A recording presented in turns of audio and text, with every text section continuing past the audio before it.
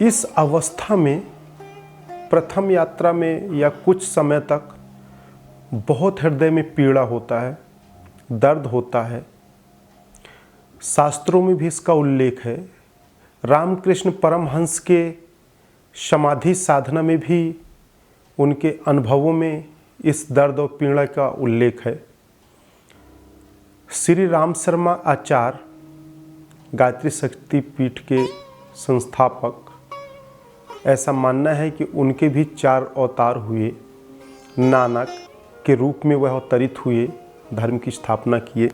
कबीर के रूप में वो आए। समर्थ गुरु रामदास के रूप में वो आए। रामकृष्ण परमहंस के रूप में वो आए और फिर श्री राम शर्मा आचार्य के रूप में आए। आत्मा वही, चेतना उनकी थी, अलग अलग कार्य करते गए।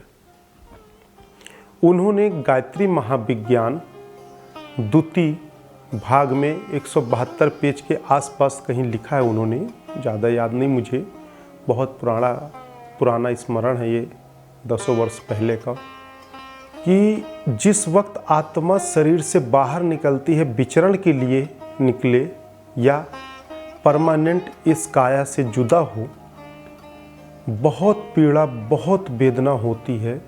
उन्हें तो इस शब्दों का उपयोग करते हुए लिखा है कि जिस वक्त हर नारी को, माताएं को प्रथम प्रसव के समय जितना दर्द होता है, वेदना, पीड़ा होती है, उससे कई गुना ज़्यादा यह हृदय में पीड़ा उठती है जब आत्मा को हम वहाँ से बाहर निकाल के, जीवित अवस्था में निकालकर बाहर की दुनिया का यात्रा करते हैं।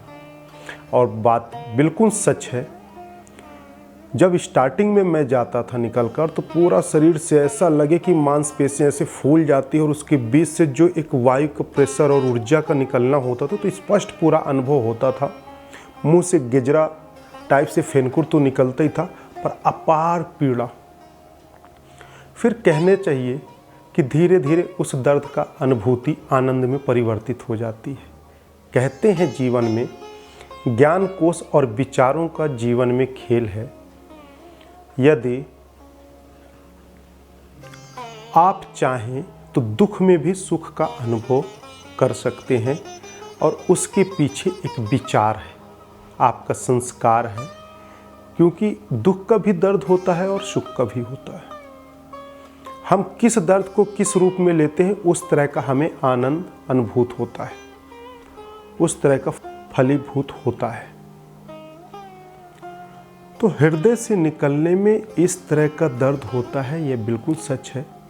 और जब मैं बाहर का विचरण करता था, बाहर का भ्रमण करता था, बाहर के भ्रमण में करके जब मैं वापस आता था तो ज़्यादातर मैं मुख से प्रवेश करता था और अंदर प्रवेश करके फिर वह आत्म चेतना धीरे धीरे धीरे धीरे सेट होने में उसको 24 घंटे लगते थे। यह पेन मेरा 24 घंटे तक बना रहता था। फिर दूसरे दिन समाधि में जाने की अवस्था आ जाती थी, फिर उस दर्द को सहो, फिर आओ। पर हाँ, एक तरफ दर्द था, दूसरी तरफ ईश्वर से एकाकार होता था, दूसरी तरफ बाहर के अदृश्य ऊर्जाओं से बात करना, उनके बीच में रहना, उनके शक्तियों का अनुभव करना, इस प्रकृति सृष्टि के भूत वर्तमान भविष्य के अनुभवों को लेना, आने वाले कल में क्या घटित होना है इसकी अनुभूतियाँ होना, यह सब चीज़ें होती रहती थी।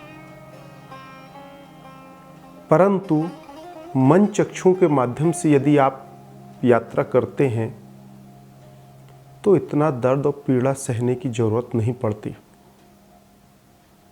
परंतु जब आत्म चेतना को बाहर निकालकर यात्रा करते हैं तो भी कुछ प्रतिशत प्राणवायु, कुछ शक्तियों के माध्यम से हल्का हल्का चेतना जरा सा रहता है, अचेत पूरी तरह से नहीं होते।